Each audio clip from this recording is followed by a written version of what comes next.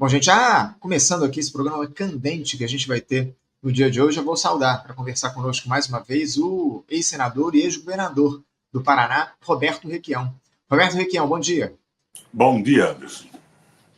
Requião, eu quero começar agradecendo aqui a tua presença aqui, sempre atendendo aos nossos convites para fazer um diálogo aqui a respeito dos temas importantes do Brasil e do mundo. Mais especificamente, Requião, nesse momento a gente quer analisar a situação do governo Lula, que talvez passe o pior momento desde a chegada dele ao Palácio do Planalto, eu diria, de toda a trajetória política do presidente da República à frente da presidência, né? À frente do cargo máximo do país. O presidente vem sofrendo uma série de problemas aí, pressões por todos os lados, agora ao longo dos últimos tempos perdendo o apoio popular. Saiu uma pesquisa Quest no dia de ontem que mostra mais uma vez isso e a gente vai analisar em detalhes daqui a pouquinho. E essa gestão, essa administração tenta reagir de alguma forma. O Lula iniciou aí uma cruzada a fim de ampliar aí a sua popularidade. Implementou medidas como essa proposta de isenção de imposto de renda para os brasileiros que recebem mais até R$ 5.000.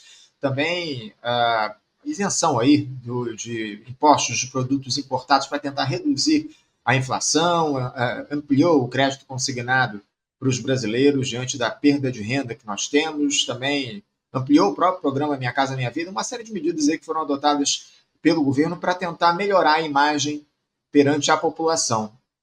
Requião, a gente não falou sobre uma série de temas aí que eu citei aqui ainda há pouco, mas eu queria começar pedindo essa análise tua a respeito dessas últimas movimentações do governo. Como é que você vê esse cenário e, enfim, você vê uma alternativa para o governo recuperar a popularidade, Requião? Anderson, em primeiro lugar, eu queria aproveitar o seu espaço para deixar com toda clareza a minha solidariedade ao Glauber Braga. Sujeito corajoso, tem dito verdades na tribuna da Câmara Federal e agora está sendo objeto de um processo de cassação da direita, dos corruptos do Congresso. E eu faria um apelo aos que nos estão escutando nesse momento, que se manifestem publicamente nas redes em apoio ao Glauber Braga.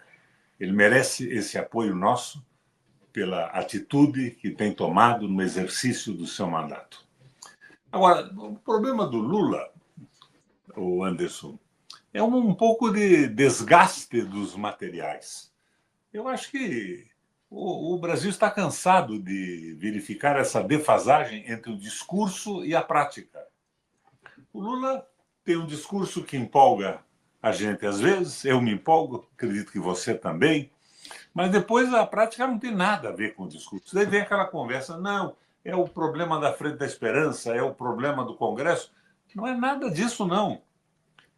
O Lula homologou agora a privatização da Eletrobras. Na campanha ele dizia que iria reestatizá-la.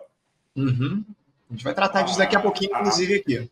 A França e a Alemanha, que tinham uma estrutura energética privada, estatizaram porque não é possível mais isso continuar assim. Aqui no Paraná, a mesma coisa. O governo federal do Lula colaborou com a privatização da Copel. O PPI está financiando a privatização da Sanepar. E o PAC, o texto do PAC, prevê privatizações de portos, estradas. O BNDES está financiando a privatização até de escolas. Então, há uma defasagem absoluta entre o discurso e a prática.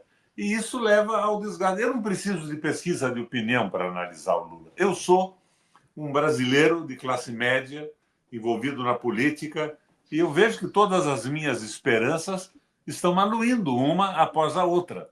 Então, o problema básico é esse. Por que está atrás de tudo isso? Vamos lá, vou repetir no seu programa. Lembra o Enzo Comparato e o Fernando Henrique, a teoria da dependência, a privatização, a globalização? É isso que vem desde lá atrás, do Fernando Henrique e tudo mais. Privatização de tudo, a globalização. Isso agora entra num choque terrível com a política do Trump, que está mandando tudo isso às favas e apostando pesadamente na reindustrialização dos Estados Unidos, criação de emprego, produção e tudo mais. Mas nós não, nós estamos na conversa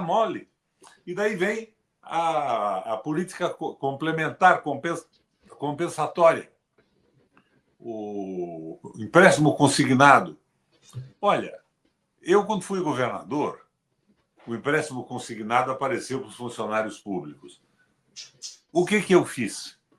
Eu estabeleci o seguinte: o Estado do Paraná só se responsabiliza pelo desconto em folha dos funcionários se o empréstimo consignado for neste limite.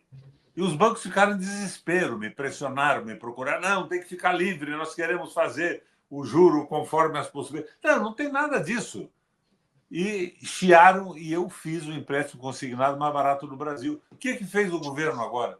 Deixou a taxa de juros livre, a critério do mercado, e dando como garantia o FGTS. E você já viu que os empréstimos que aparecem aí estão todos acima de 3%.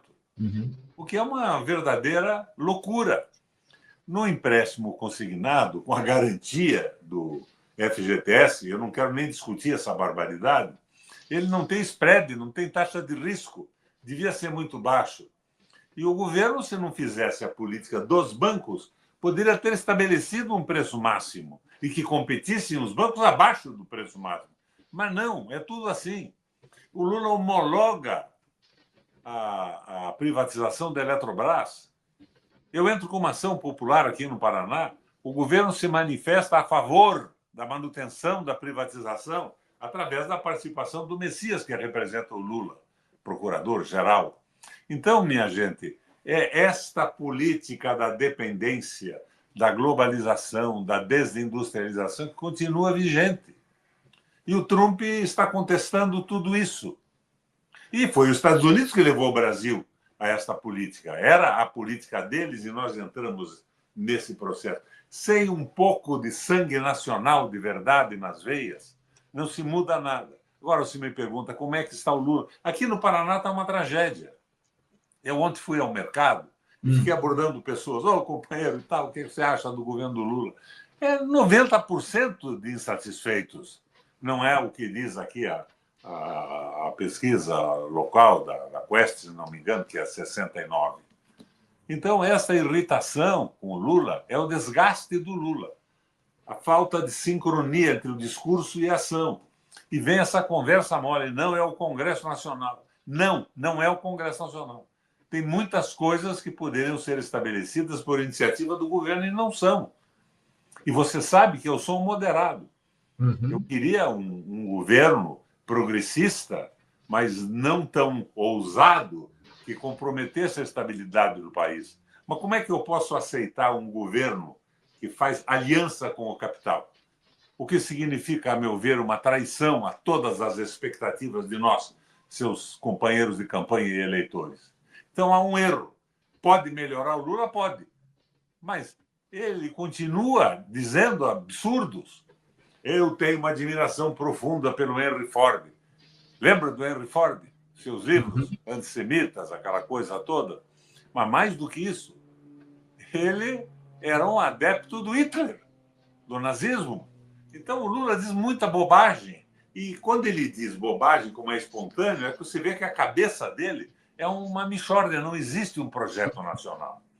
Ele se comporta como um líder sindical tentando estabelecer tranquilidade e relações entre o capital e o trabalho.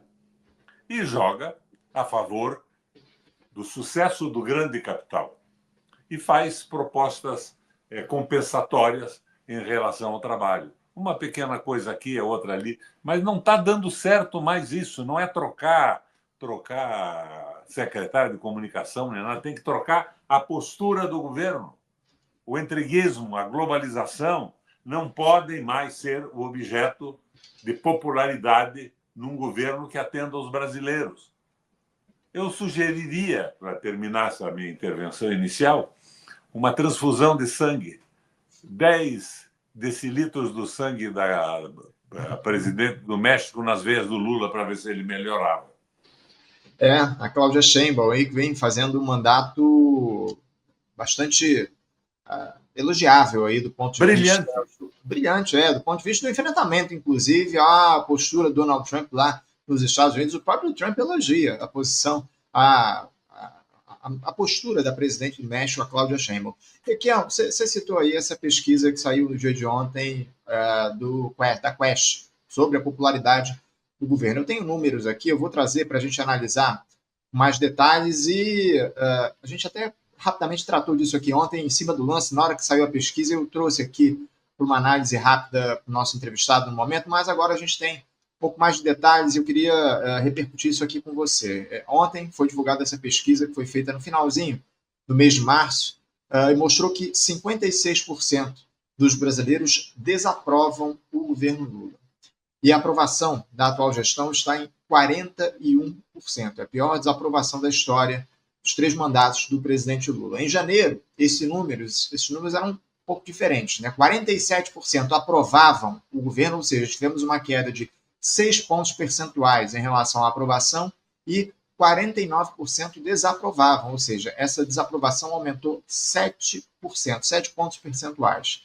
Essa pesquisa, inclusive, já contempla os efeitos das últimas medidas que foram anunciadas pelo governo para tentar justamente recuperar a popularidade, né? Essa proposta de isenção do imposto de renda para quem recebe até R$ 5.000, a desoneração dos alimentos importados aí para reduzir a inflação, também essa ampliação do crédito consignado, Minha Casa Minha Vida, enfim.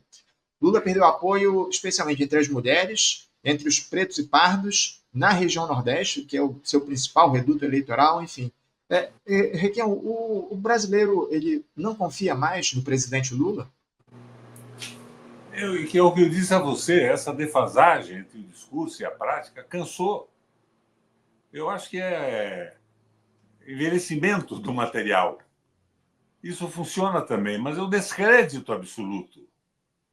A esperança do brasileiro vai diminuindo a cada dia. Daí surgem essas pequenas propostas compensatórias.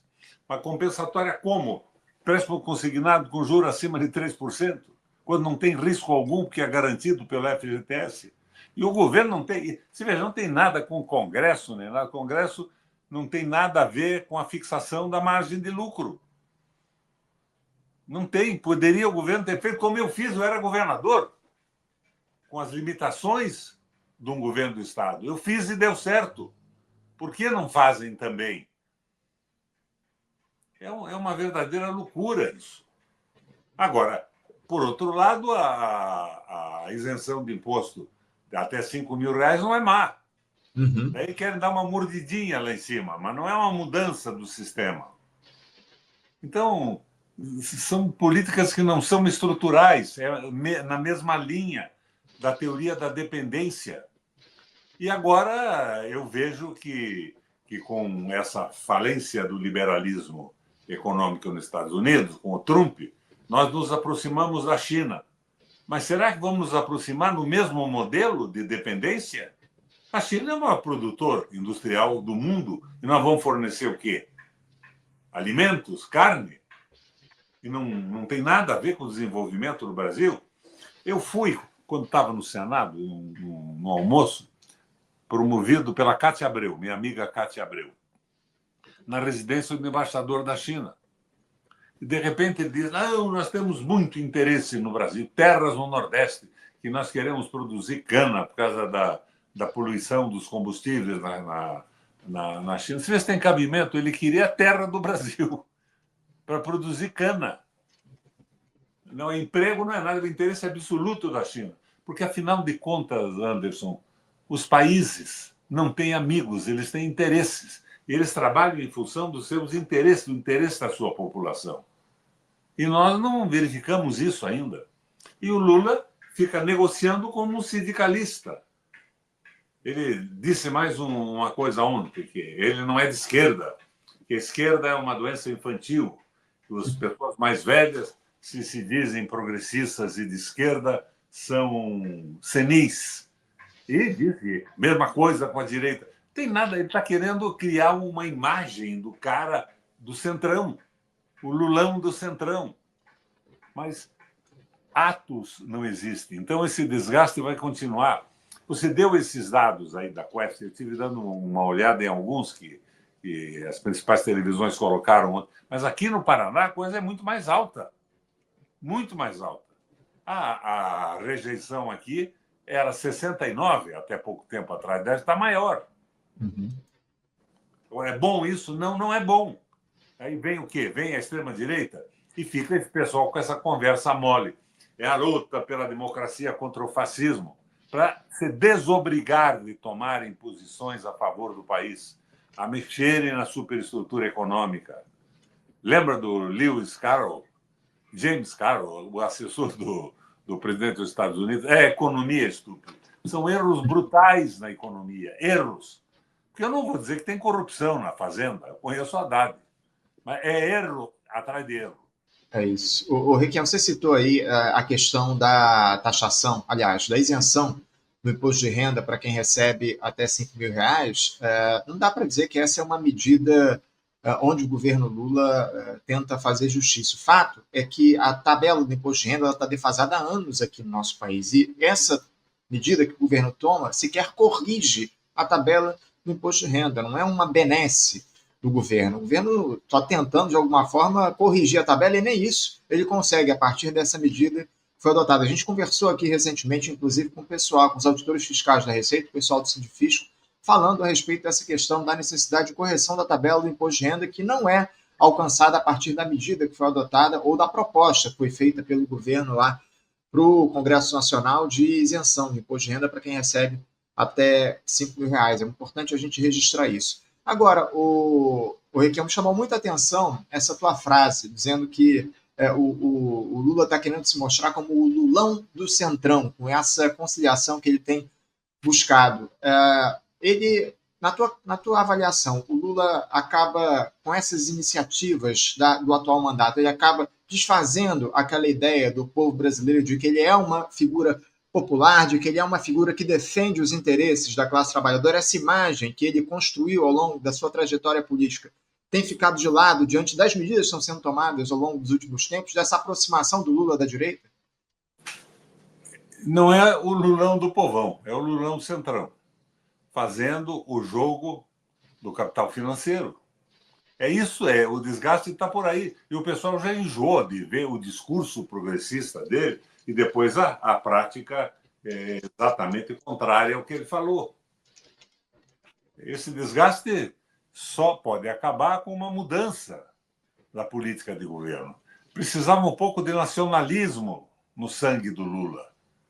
Eu insisto naquela visão do Carlos Essa, que o Lula tinha sensibilidade social, que ele tinha passado fome, que ele tinha sido retirante no Nordeste de um caminhão, tomando chuva numa semana para ir a São Paulo, abandonado pelo pai, com a mãe, os irmãos. Ele tem essa sensibilidade, mas ele não tem uma visão nacional, uma visão estratégica, uma visão macro do Brasil, um projeto de Brasil, um projeto para os brasileiros.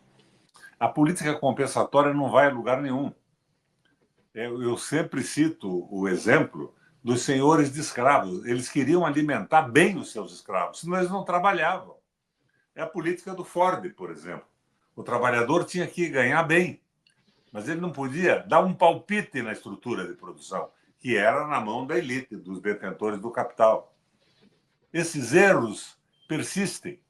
Então, o Lula quer conseguir uma pequena benesse aqui, outra pequena benesse ali. E eu não faço a crítica dos 5.000, não. Eu desprezo a opinião dos teus técnicos aí. Por aí, não. Que 5.000 de isenção de imposto de renda hoje para a população brasileira é positivo. Não vou com artifícios técnicos para fazer o questionamento disso. É claro que nós queríamos muito mais, mas não era só no imposto de renda, é na estrutura macroeconômica do Brasil. É o tripé, a meta de inflação, o dólar flutuante, o superávit primário. Esse tripé é o ícone em que repousa a destruição do processo de industrialização do Brasil.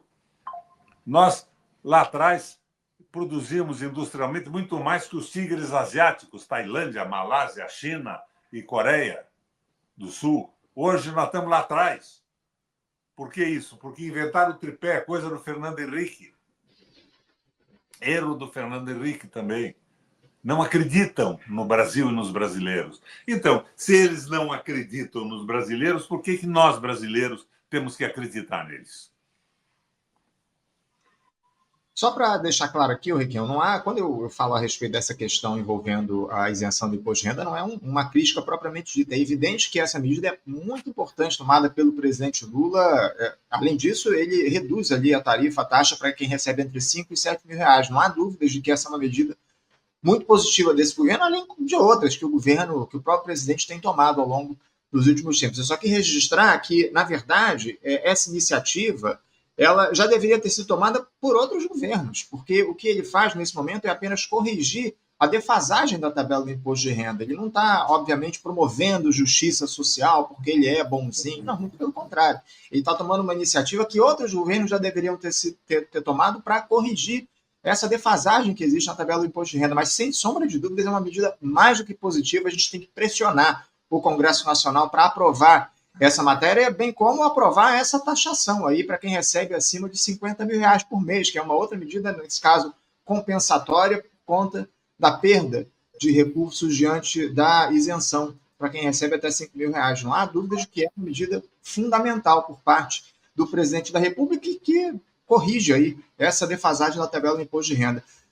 Requião, eu queria aprofundar uma análise que você já até fez aqui de alguma forma nas suas primeiras respostas a respeito dessa questão do crédito consignado, né? Porque eu te confesso que é difícil acreditar nesse tipo de iniciativa e eu tenho recebido aqui alguns analistas, comentaristas, e tem gente que avalia que essa é uma medida do Lula caminhando para a esquerda, essa dele oferecer o crédito consignado a juros mais baixos num cenário onde há um endividamento dos brasileiros, mais 76% dos brasileiros estão endividados no país. É importante fazer esse registro aqui no programa. Eu queria uma análise mais profunda tua a respeito disso, essa medida do crédito consignado com juros mais baixos, porque ao que parece, como você inclusive colocou aqui, os juros não são tão mais baixos assim, né, Requião? Não, não são tão baixos quanto poderiam ser. E não tem cabimento. Eu não vou ser contra agora, porque você imagina, você tem uma dívida enorme com juro absurdo, daí te oferece a possibilidade de você contrair outra dívida, pagar a anterior, e com um juro um pouco menor. Parece bom, mas não é verdade isso, não é verdade. Pega esse pessoal que critica juro consignado, que critica os 5 mil, e pergunta o que eles pensam do tripé da inflação, que é a essência da desgraça brasileira, da desindustrialização.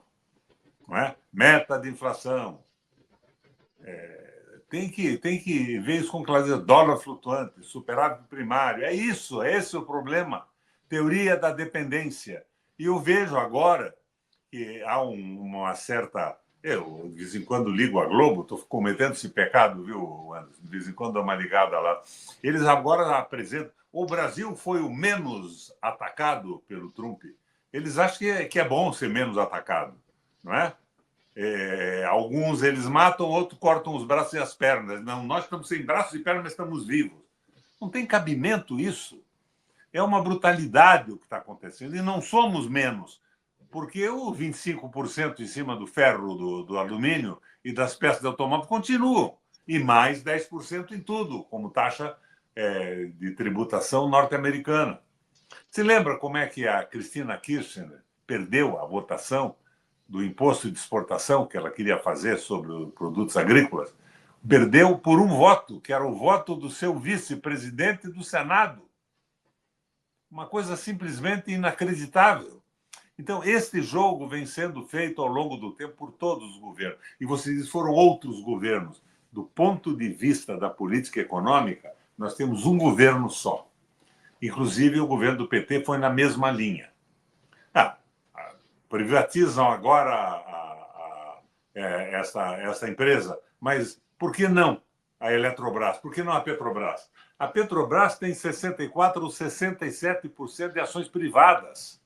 Tem cabimento isso? Quem foi que vendeu? Fernando Henrique e Lula. Lula e Gabrielli. Como é que eles podem agora propor a redução, a brasileiração, o brasileirismo do preço do petróleo? Então, no PPI, essa redução agora foi o PPI, não foi mais nem menos. Não é verdade a propaganda. Eu vejo a Gleisi dizendo, diminuímos 17%. Não diminuíram porra nenhuma. Acabaram com uma excrescênciazinha, mas mantiveram o PPI, parceria de preços internacionais. Então, nós vivemos uma ilusão. Como é que você quer que um novo secretário de comunicação resolva isso? A política é uma política liberal. É o neoliberalismo absoluto. A negociação com a Eletrobras abriram mão dos dinheiros para as usinas atômicas, mas conseguiram 3 conselheiros de administração em 10. O que adianta isso, companheiro? E mais um no fiscal, que foi o Manteiga. Para que isso? Para que isso? Num determinado momento, você sabe que eu recebi um emissário aqui me propondo que eu aceitasse ser conselheiro da Eletrobras. Não, Requião, porque eu estou numa crise econômica. Crise financeira. Econômica, não. Eu tenho herança de meu pai, minha mulher tem alguns bens da família e tal. Não estou numa situação miserável, mas financeiramente estou apertado. Não, Requião, você vai ganhar 200 mil reais por mês. Tem cabimento isso, Anderson? Vender a alma por esse preço não é muito pouco? Então, o problema é esse. Daí, eu estou fazendo o quê? Estou aqui fazendo a crítica do governo para promover o bolsonarismo? Não, eu estou fazendo a crítica do ponto de vista do interesse nacional. Eu quero que mude. Que se me dá se o presidente é A, B ou C, é Lula, isso, aquilo. Se a política econômica do Brasil estiver errada, podendo estar certa. Nós não estamos enxergando a volta do nacionalismo no mundo. O Trump fazendo a defesa dos Estados Unidos com unhas e dentes. E nós aqui, não. Nós queremos o mesmo modelo de subserviência, mas agora vamos nos aproximar da China.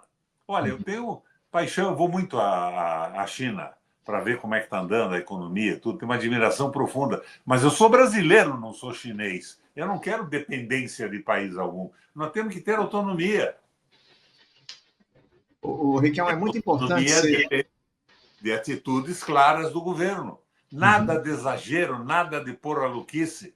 Mas temos que ter um governo que administre pensando na população, no crescimento intelectual e tudo mais. Mas aí o BNDES financiando privatização de escola, privatização de água, privatização de energia, está no PAC, rapaz. Manda a Gleisi e o Lindbergh lerem o PAC no plenário para ver se eles conseguem depois repetir o que estão dizendo, que tudo é bom. É fundamental. É muito importante. Gente que militava a favor do Brasil de uma forma desesperada. Eu lembro no Congresso, eu participei aquilo, tomei a frente da defesa do país contra o golpe e tudo isso, e eles estavam nisso. Como é que mudam da noite para o dia? Em troco do quê? É muito importante. Na verdade, sem voz nacional, sem voz popular no Brasil. Você fez um registro aqui fundamental. A crítica, quando se faz aqui, por você, eventualmente até por mim, pelos nossos comentaristas, ela não se dá no sentido de alimentar uma retórica de extrema-direita. É uma crítica, acima de tudo, construtiva e do ponto de vista popular, do interesse nacional, como você deixa claro aqui ao longo das suas respostas. Não há o interesse de derrubar o governo Lula, como muita gente muito petista costuma dizer, costuma trazer aqui, inclusive no chat aparece de vez em quando um ou outro dizendo aqui que a gente quer derrubar o governo. Muito pelo contrário, que a gente quer que o governo dê certo, atenda aos interesses da classe trabalhadora. Eu acho que um governo, do ponto de vista popular, só pode dar certo quando ele tem como prioridade o interesse do trabalhador brasileiro, dos trabalhadores da base da pirâmide. É isso que a gente precisa registrar aqui no nosso programa. O Requião, você tem citado aí com muita, razão essa questão envolvendo a Eletrobras. A gente conversou aqui essa semana com uma representante, aliás, foi ontem, a gente conversou aqui com uma representante do CNE, do Conselho Nacional dos Eletricitários, a Fabíola Antesana, ela é vice-presidente do CNE, falando a respeito dessa questão das indicações do Lula para o Conselho Fiscal e para o Conselho de Administração da Eletrobras, depois daquele acordo que foi construído, que foi feito ali no final de fevereiro, ali antes do Carnaval, meio que às escuras, pouca gente ficou sabendo ali naquele momento, a notícia não foi muito difundida, não foi muito divulgada, enfim, depois do Carnaval a gente aprofundou essa discussão a respeito desse tema. Os nossos espectadores aqui já estão cansados de ouvir a respeito disso, que a gente tratou muito nos últimos dias, mas eu queria pedir a tua avaliação a respeito desse acordo que foi construído, onde a Eletrobras abriu mão daquele processo da Advocacia Geral da União, que pedia ali uma representação paritária do governo em relação da União, em relação aos 43% de ações que o governo tem na Eletrobras. O governo abriu mão disso e agora tem 3 cadeiras no Conselho de Administração e uma cadeira no Conselho Fiscal. Das 10 cadeiras, o governo tem 3, ou seja, 30% de participação no Conselho de Administração, e foram indicados, inclusive, os nomes, né, para essas vagas no Conselho de Administração e no Conselho Fiscal da Eletrobras. Daqui a pouquinho eu vou trazer exatamente os nomes, para eu não me confundir aqui. Eu vou puxar os nomes dos indicados pelo governo, mas antes eu queria a tua análise a respeito do acordo em si, Riquinho. Esse acordo onde o governo deixa de lado a disputa pelo controle da Eletrobras, ou pelo menos de 43% das ações da Eletrobras, e faz ali essa construção onde tem 3 cadeiras no Conselho de Administração e uma no Conselho Fiscal. O que motiva esse tipo de iniciativa do governo? Como é que você vê esse acordo que foi construído com a direção da Eletrobras, Riquinho? É uma infâmia o acordo. E é uma farsa. Porque o Lula podia ter entrado com uma ação contra a inconstitucionalidade da venda da Eletrobras. E principalmente no momento que a França e a Alemanha estão estatizando as suas redes de energia. Estatizaram já. O mundo está nesse caminho. Mas não. É uma homologação da privatização em troca de emprego. O que adianta 3 pessoas num conselho de 10? Nada. Agora, vamos supor que, em determinado momento, esses 3 conseguissem o convencimento do grupo. Bom, deve ter a Assembleia dos Acionistas, onde o país, o Brasil, o governo federal, só tem 10% dos 43%, tem 10% no máximo dos votos. É tudo uma verdadeira loucura. O Lula não exerceu a ação de inconstitucionalidade que ele tinha prometido na campanha. E eu entrei com uma ação aqui para acabar com isso tudo por outros caminhos, sem esse acordo, e o governo se manifestou contra, pedir o arquivamento da minha ação popular. Eu entrei junto com os eletricitários do Rio de Janeiro. Gente boa, guerreira. Então, é uma farsa isso. É terrível isso. E isso não vai a lugar nenhum. Eu vi ontem uma entrevista longa do Berkovitz sobre isso tudo, maravilhosa. Tem conversado com ele? Quem? Desculpa, não vi. Tem conversado com o Berkovitz? Não, o Gilberto Berkovitch, né? A gente não tem conversado com ele aqui no programa, não, mas é uma boa indicação. Eu vou até chamá-lo aqui para conversar. Maravilhosa de tudo isso. Ele mostra como é que podiam ter estatizado isso. Ele mostra com clareza que o governo do Lula é um governo neoliberal. Eu não concordo com isso. Eu acho que esse liberalismo financeiro é um erro. É um erro que fez o Trump estar cometendo essas loucuras dos Estados Unidos agora para corrigir isso.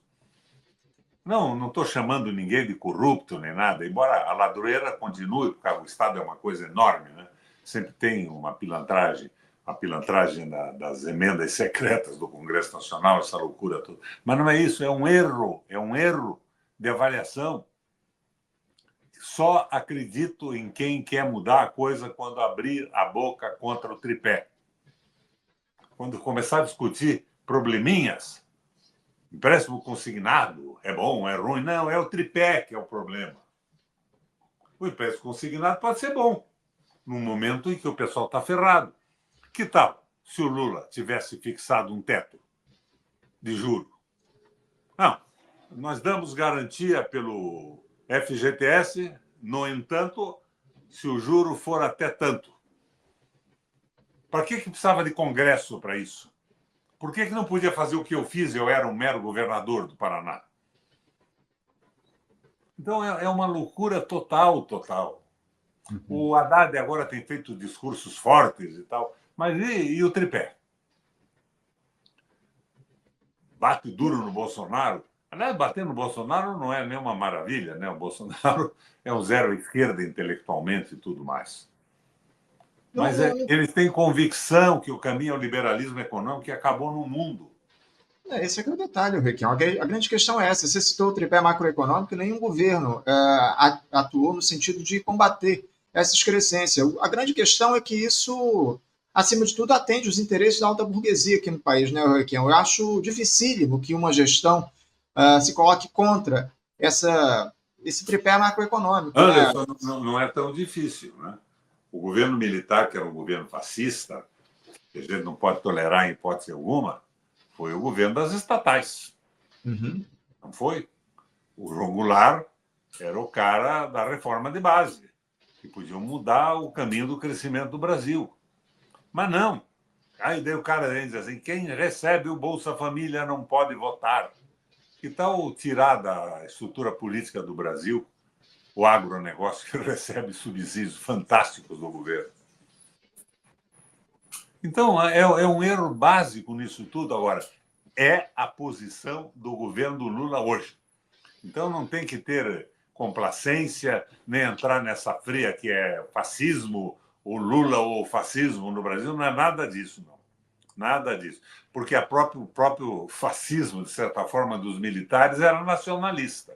Uhum. O Geisel criou a escola de engenharia do Exército no Brasil, protegeu a Vale do Rio Doce, a Petrobras e tudo isso. Era outra visão, equivocada, autoritária, equivocada. Mas não há essa dicotomia de fascismo e democracia.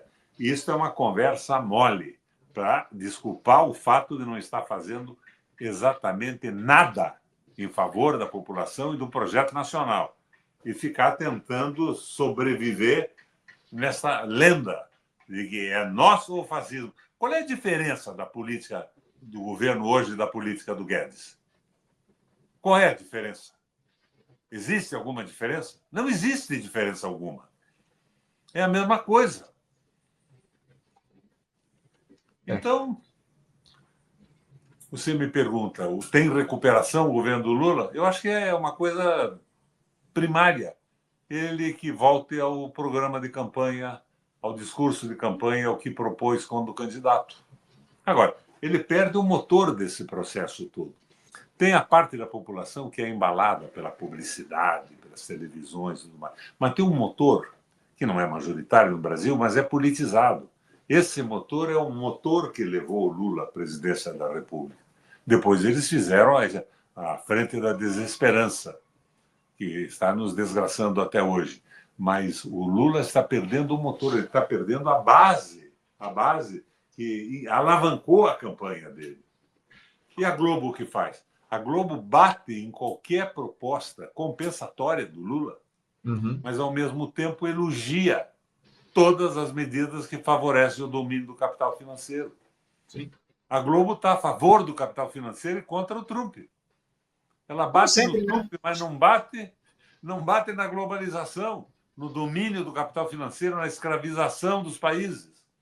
É uma loucura a tal da Globo. E loucura maior é você ver que todos eles entram no mesmo ritmo. Todos os locutores, os entrevistadores e tudo mais. Mas não há nada de novo nisso, né, Requião? Isso é histórico. A grande imprensa sempre adotou esse tipo de discurso, essa defesa do capital hegemônico, dos banqueiros, enfim. Não há nenhuma novidade aí nessa postura, nessa posição das figuras da grande imprensa. No Bolsonaro. Então, qual é a conclusão que nós chegamos? O Bolsonaro não é o candidato do sistema econômico brasileiro. Não querem o Bolsonaro. Eles querem o bolsonarismo, a política do Guedes, sem as porras louquices do Bolsonaro. O candidato vai ser aquele governador de São Paulo, aquele porra louca doido lá, ou qualquer outro semelhante a ele. Mas não o Bolsonaro. É uma ilusão isso, Lula e Bolsonaro. E daí o pessoal da frente da desesperança quer um embate com o Bolsonaro, que o Bolsonaro não terá o apoio da grande mídia brasileira nem nada. Eles vão topar qualquer coisa que não seja a porra louquice do Bolsonaro, mas que mantenha a política econômica do Guedes. Do Guedes, do Fernando Henrique, da globalização, com políticas compensatórias medíocres, mas necessárias em algumas vezes. Sim, sim, sem dúvida. Requião, eu queria insistir nessa avaliação a respeito da situação da Eletrobras, porque pelo menos me levantava a esperança de que esse seria um flanco de resistência do governo Lula em relação ao projeto neoliberal que avança no país. Pelo menos ali a gente imaginou que o governo, a partir daquele questionamento da privatização da empresa, a gente imaginou que o governo pudesse ter uma postura um pouco mais responsável, mas esse acordo foi construído aí antes do Carnaval, jogou tudo por terra. Foram indicados para o Conselho de Administração 3 nomes muito reconhecidos na área, no setor energético, né? Os ex-ministros de Minas e Energia, Silas Rondô, o Maurício Tolmasquim e o Nelson Ubner. E para o Conselho Fiscal, como você muito bem disse aqui, foi indicado o Guido Mantega por essa gestão. Eu queria que você falasse um pouco sobre esses nomes que foram indicados, se de alguma forma eles podem estabelecer algum tipo de resistência no Conselho de Administração, são minoritários ali no Conselho, em 30% ali de representação, enfim. E outra, eu conversei ontem com essa representante do CNE, a vice-presidente do CNE, que eu disse aqui para você, a Fabiola Antesana, e ela me disse, ela foi muito clara, ela disse que com esse acordo que o Lula construiu, que o governo construiu em relação à Eletrobras, o governo legitima a privatização da empresa.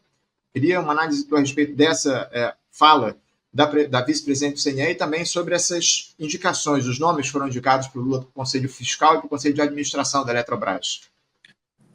Anderson, vou te contar uma história. Eu me elegi governador do Paraná e eu acabei com a privatização da Copel. Derrotei isso e mudei a direção. A Copel tinha um prejuízo de 400 milhões por ano. Mudei a direção. No primeiro ano tive um lucro de 1 bilhão e 400, sem mágica nenhuma, afastando a patifaria de destruição que queria nos levar à privatização. Eu podia ter a energia do Brasil a preços extraordinariamente baixos. Do Brasil, não, do Paraná. Porque nós tínhamos a famosa energia velha. Eram usinas feitas por governos anteriores que já tinham sido amortizadas e pagas. Daí eu fui bater um papo com a Dilma, no Palácio. Entrei numa sala, a Dilma me recebeu e veio com um assessor. E eu estava dizendo para ela, nós queremos jogar tudo no pool, porque nós precisamos das hidrelétricas, das termoelétricas. Elas vão custar mais caro. Então, o preço baixo do Paraná, que podia ser um instrumento de desenvolvimento inacreditável. Nós teríamos energia extraordinariamente inferior ao preço nacional. Não, nós vamos utilizar esse preço baixo, vamos jogar no pool nacional e vocês recompram essa energia pelo preço estabelecido pelos órgãos centralizados.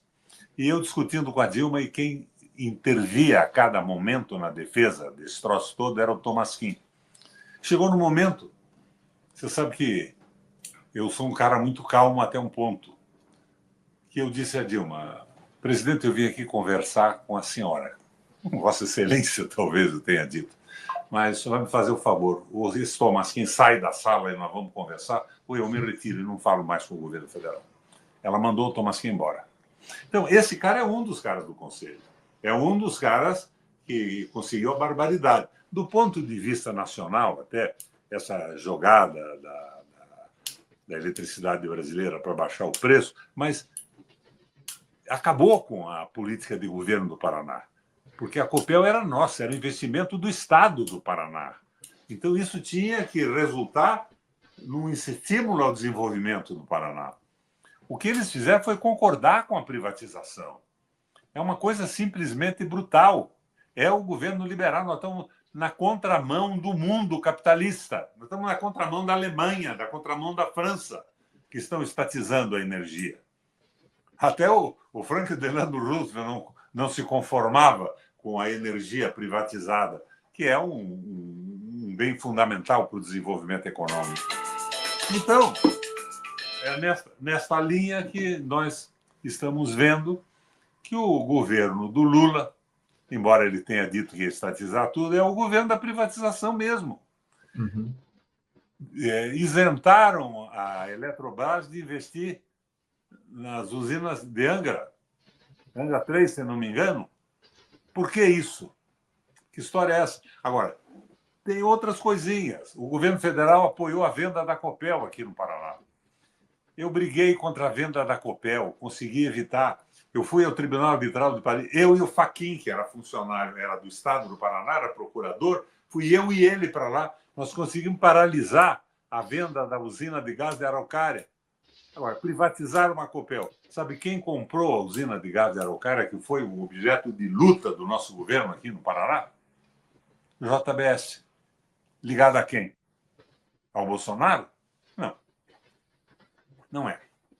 Você sabe, ligado a quem? Então, é um jogo que está sendo jogado e o resto, o discurso do Lula progressista é para manter ainda a fidelidade de uma base que alavanca a sua campanha. É o Lula ou o fascismo.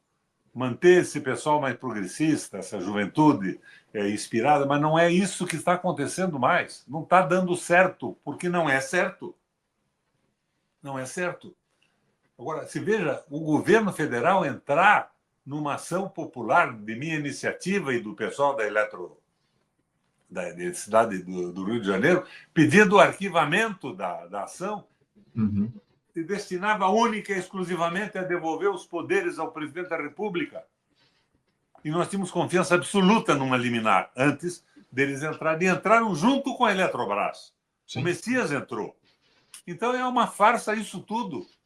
Eles são a favor da privatização. Agora eu te pergunto, por que a favor da privatização? Entregar para aquele pessoal das lojas americanas? O que é que está acontecendo? Está aí. Querem que explique por que estão caindo nas pesquisas de opinião? É uma coisa simplesmente inacreditável. A aliança do Lula aqui no Paraná é com o tal Ratinho governador, que já vendeu a Copel, que está privatizando escolas. O Ratinho está no esquema de privatizar o Porto de Paranaguá. Você sabe onde se alavanca a privatização do Porto de Paranaguá? No PAC. No PAC do Haddad e do Lula. Então, você vê esses erros que estão sendo cometidos. Aquela história do Banco Central Independente. Quem é que propôs o Banco Central Independente? Lembra? O Haddad que propôs. O Haddad, isso. Mudou, inclusive, a proposta do PT na sua campanha. Agora, veja bem, para mim não entrar no jogo do raciocínio sem fundamento. O Banco Central Independente não é o mal maior. Porque o Banco Central, na mão do governo, podia ser instrumento de uma política predadora do país numa véspera de eleição. Fazer o que aconteceu na Argentina, né, no tempo todo. Então, o Banco Central podia ser independente, para não cair nas mãos de um projeto eleitoral do partido, um fim de mandato. Mas ele tinha que ter restrições. Ele tinha que ter restrições quanto à tarifa máxima da Selic, a tarifa referencial. Ele tinha que ter restrições com a responsabilidade com o emprego, com uma série de coisas. Tem algumas coisas que ele não poderia fazer, mas, ao mesmo tempo, ele tirava a possibilidade de um partido político utilizar um banco central para anarquizar a economia brasileira numa véspera de eleição, depois de estar ameaçado de perdê-la por erros cometidos na administração. Não estava totalmente errada a proposta do Haddad, mas desde que ele não fosse um banco central com permissão para agir a favor do tal fórum, a tal constituinte dos empresários, que é aquele fórum não sei o quê, na qual eles se baseiam. Joga só a favor dos empresários. Nós estamos com 14,25. Seguramente, a partir das declarações dos diretores e do Galípolo, nós vamos para 15 na próxima reunião. É o fim do mundo. Bom, veja bem, 15. Daí você pega o empréstimo consignado novo, 3% ao mês. Se fez um empréstimo consignado, você é trabalhador de uma empresa, da sua empresa. Você pega R$1 milhão, vai pagar 3% ao mês. Mas você diz, não, eu vou, com esse dinheiro agora eu vou investir. Você investe num banco. Você vai ganhar quanto por mês? No máximo 1,30, que é mais ou menos a Selic hoje. Percebe? Se você tomar um empréstimo e for aplicar o empréstimo, é 1,30, mas você vai pagar 3 no mínimo. Não tem cabimento isso, Anderson? Não tem. De fato, não tem. Requião, eu queria aproveitar que você citou a questão do Banco Central para falar sobre esse tema que a gente também não tocou só agora, foi para você avaliou isso, essa questão dos juros, né? Porque a gente teve aí mais um aumento da Selic, agora para 14,25%, uma das maiores do mundo, e um Banco Central que é... Segunda maior do mundo hoje. Sim, maior do mundo. E um Banco Central que é comandado majoritariamente por figuras indicadas pelo Lula. O presidente do Banco Central, o Gabriel Galípolo, inclusive que o Galípolo disse com todas as letras que teve protagonismo naquela reunião de dezembro do ano passado que definiu esses 2 primeiros aumentos dos juros nas reuniões do Copom desse ano. Seja, Anderson, ou seja, o Lula publicamente chamava a resolução do Banco Central numa resolução de bandidos, de inimigos do Brasil. E quem estava de pleno acordo e era protagonista da bandidagem era o cara nomeado pelo Lula, conforme nós soubemos agora pelas declarações do próprio. Dá para engolir isso? Dá para consertar isso? O novo ministro, o Sidônio, vai resolver isso agora, publicitariamente? Não. Não vai. Ou seja, não vai. O Lula falava contra a postura do governo dele, representado pelo Galípolo. É isso. Nomeou o Galípolo presidente do banco, porque ele não era inicialmente presidente. Sim, exato. Exato. Não, e o que me chama a atenção, o Requião, me assusta, eu te confesso, é que ainda há figuras ligadas ao Lula que lá atrás criticavam a taxa de juros, o próprio presidente, o ex-presidente do Banco Central, Roberto Campos Neto, que ele seria o responsável por esses juros altos, fazendo pouco caso aí, ou tentando passar um pano para essa postura do Gabriel Galípolo aumentando a taxa de juros. Eu me refiro, obviamente, ao deputado Lindbergh Faria, seu amigo, inclusive, a própria Gleisi Hoffmann, que agora é ministra do governo, fazia uma crítica muito contundente ao Roberto Campos Neto. Contundente e necessária. Calaram a boca e mudaram de posição. Por quê? Por quê? Porque senão é o fascismo do Bolsonaro. Isso é uma farsa. Fascismo porra nenhuma. Requião, para a gente fechar aqui o nosso papo, você citou no início da tua entrevista a tua solidariedade aqui ao Glauber Braga, fez aquela fala importantíssima a respeito dessa perseguição a qual o deputado sofre lá no Congresso Nacional. Aliás, daqui a pouquinho o Glauber vai estar aqui com a gente. Vocês estão acompanhando aqui o programa, não saiam daqui, daqui a pouco o Glauber Braga estará aqui conosco para conversar com a gente. E eu estarei ligado aqui. Opa, audiência qualificada do Requião aqui com a gente. Requião, para a gente fechar, em torno desse assunto, dessa perseguição ao Glauber, o que representa o silêncio do governo Lula a respeito desse episódio que pode resultar na cassação de um dos mandatos mais combativos do Congresso Nacional? Lula ainda não se posicionou em relação a esse tema. O Glauber denuncia uma perseguição urdida pelo ex-presidente da Câmara, Arthur Lira. Como é que você avalia esse silêncio do Lula em relação a essa perseguição ao Glauber? Você já pensou se, de repente, o nosso Lulinha vai para a TV e diz o seguinte: se caçarem o Glauber Braga, eu nomeio o Glauber ministro das Minas e Energia no dia seguinte. Então, Lula não pode fazer nada, pode fazer tudo, não faz porque não quer.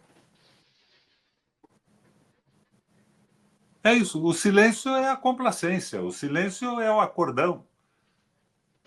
Ele foi com o Lira para o Japão, para o Vietnã, não sei para onde mais. É uma verdadeira loucura. Você sabe que o pai do Lira, o Bill, era senador, era meu amigo, né? Sim. Eu era senador também, como ele.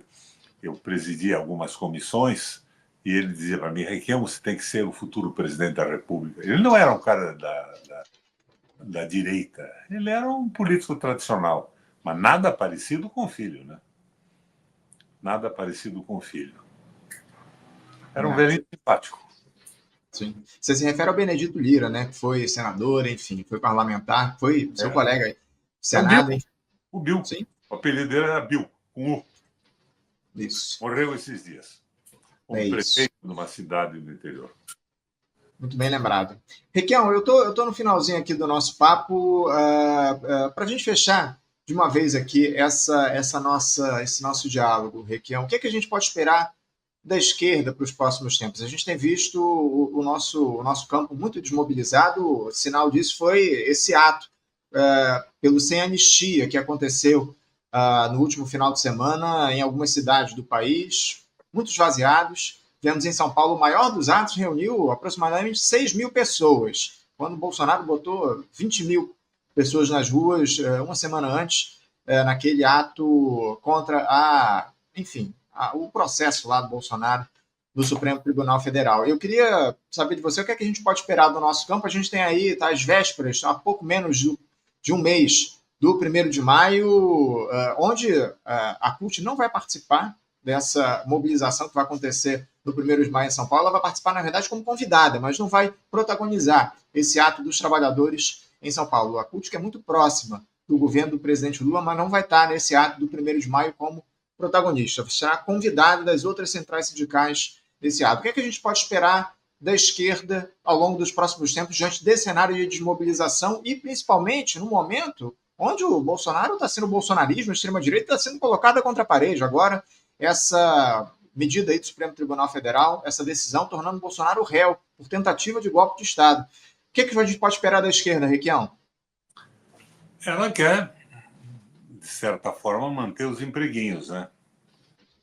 Deve ter muita gente que está fascinada com a possibilidade, por exemplo, que foi oferecida a mim, de um emprego no Conselho de Administração da Eletrobras de 200 paus por mês. Tá calada a esquerda, está completamente calada.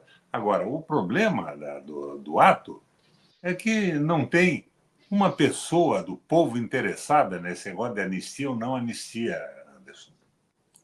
Não há interesse, o problema é violência, o problema é a tarifa de água, de luz, o problema é o preço dos bens nos mercados, da alimentação das famílias. Não é uma coisa que viabilizasse uma grande manifestação. A convocação não foi acertada e não foi oportuna. Mas o que eu posso dizer a você? A esquerda está adormecida. Dentro do PT está morto. O PCdoB está mortinho. É uma verdadeira loucura. Na verdade, como partido já não existe. Tem propostas boas, a estrutura do PCdoB. Mas aderiu à Frente da Esperança. O que significa isso, Anderson? Seguramente algumas bocas lindas, ricas na estrutura pública do Brasil, para algumas pessoas. Nós estamos sem liderança de opinião, por isso que eu acho que nós temos que dar uma força para esse Braga. E fica aqui a sugestão para o Lula, que até onde eu sei é meu amigo, sempre foi. Diga lá para o pessoal, vocês caçam o Glauber, eu nomeio ele como ministro das Minas e Energia. Vamos ver como é que a coisa funciona. É isso. A minha sugestão. É uma sugestão importante, seria uma medida fundamental por parte do presidente da República. O Glauber tem um compromisso muito importante com o pessoal da Eletrobras. Com o Brasil, com as mudanças, e se ele tiver o seu legítimo mandato cassado, eu vou precisar dele na estrutura do governo federal. Vai ser ministro das Minas e Energia. Tomara, vamos torcer aí para que o presidente tenha essa iniciativa. É o que eu faria se eu fosse presidente da República. Então, o pessoal diz, não, o Congresso é independente. Anderson, eu fui governador do Paraná 3 vezes. Eu nunca tive maioria. Eu nunca perdi uma votação na Assembleia Legislativa. Porque eu tinha proposta. Quando eu defendia a Copel, eu mostrava o que ia acontecer. Como é que a eletrificação ia chegar nos municípios base dessa gente. E eu saía com eles para o interior e eles diziam, não, a Copel é nossa, mas vai acontecer isso aqui. A Sanepar vai fazer o saneamento do litoral, vai para o interior, vai funcionar de uma maneira exemplar. Eu ia para uma reunião, essa reunião do Lula no Japão, de certa forma ele fez o que eu fazia. Ele levou a sua oposição teórica junto. Por que não levar o presidente do Senado e do Congresso junto para ver como é que é recebido, o que está fazendo, o que pretende fazer com os acordos e os convênios? Eu fazia isso e ficava muito difícil para um cara que viajava comigo para os Estados Unidos, para Washington, para assinar um acordo, um valor tremendo para o estado do Paraná, vendo aquilo tudo, votar contra depois. Então, eles tomavam conhecimento que tinha um programa de governo, que tinha uma proposta para o Paraná, a importância da Copel pública, a importância da Sanepar pública. Eu criei o maior salário mínimo do Brasil no Estado. Ainda hoje é o maior. Eles estão dando uma interpretação que joga um pouco para baixo do limite que eu estabeleci. Mas, na verdade, continua sendo o maior salário mínimo do Brasil. O preço da energia elétrica do Paraná era o mais baixo do país. Na crise, eu oferecia acordos de energia para as indústrias, principalmente do interior, onde havia uma carência absoluta de empregos, razoavelmente barato, com uma condição. Não era um favor direto, não era para decidir o preço do juro no consignado. Eu dizia o seguinte: vocês vão assumir comigo o compromisso de manter os empregos e aumentar uma percentagem de emprego numa data de 12 meses. Eles topavam o troço, eu jogava energia para baixo, negociei com as empresas. Por que não negociaram com o consignado? O que significa isso? Então, isso que o Lula fez é positivo. Agora, o que é negativo nisso? É que é vazio. Não há um programa de governo. Ele levou o pessoal para lá para quê? Para não anistiar o Bolsonaro? Mas nada com o Brasil? É um jogo político, eleitoral? Agora, levar a oposição junto? Eles são oposição, mas são Brasil também. Eles se elegeram dentro do sistema. Então, eles têm direito de saber o que o governo quer. Mas o governo precisa querer alguma coisa. Se não quer nada, é só o jogo eleitoral. Não vamos votar no Lula, que entrega a Eletrobras, vendeu a Petrobras, está vendendo o Porto e tudo, porque senão o Bolsonaro pode ser o presidente. Que coisa mais ridícula! Nenhuma proposta para o Brasil, mas a viagem é positiva, com a oposição junto. Requião, eu passaria a manhã toda conversando contigo aqui no programa, mas infelizmente a gente tem outras entrevistas aqui para fazer no programa. Daqui a pouquinho o Glauber vai estar aqui com a gente. Eu preciso encerrar o nosso papo. Antes de a gente encerrar, rapidamente, o Pedro Miguel sugere aqui para eu perguntar para o Glauber se ele aceitaria esse cargo de ministro no governo Lula. Só para responder rapidamente aqui, eu não vou nem perguntar isso para o Glauber, porque há uma resolução do PSOL que proíbe que parlamentares, enfim, figuras do partido sejam nomeados ministros. Houve ali aquela exceção a Sônia Guajajara no Ministério dos Povos Indígenas, mas nem o Guilherme Boulos poderia, por essa resolução do PSOL, ser nomeado ministro do governo. Falou-se aí sobre essa possibilidade, mas isso não pode acontecer. Então, mesmo que o Glauber aceitasse isso, o próprio partido não permite. A resolução interna do PSOL não permitiria essa nomeação do Glauber ministro do governo Lula. Requião, eu quero agradecer muito a tua presença aqui, é sempre um prazer contar com a tua participação, que a gente volte a conversar aqui no programa. Essa resolução interna do PSOL proíbe que o PSOL hoje seja o partido mais petista do Brasil? Que pergunta tola! Mas é isso, Requião. A grande questão é essa, é uma contradição, mas é o que está colocado. Obrigado, Requião, pela tua participação. Nada contra o PT. Era importante que o PT acordasse.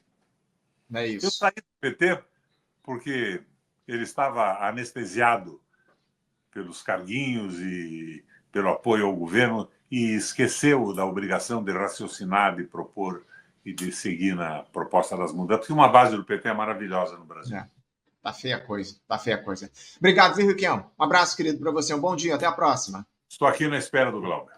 Seguimos.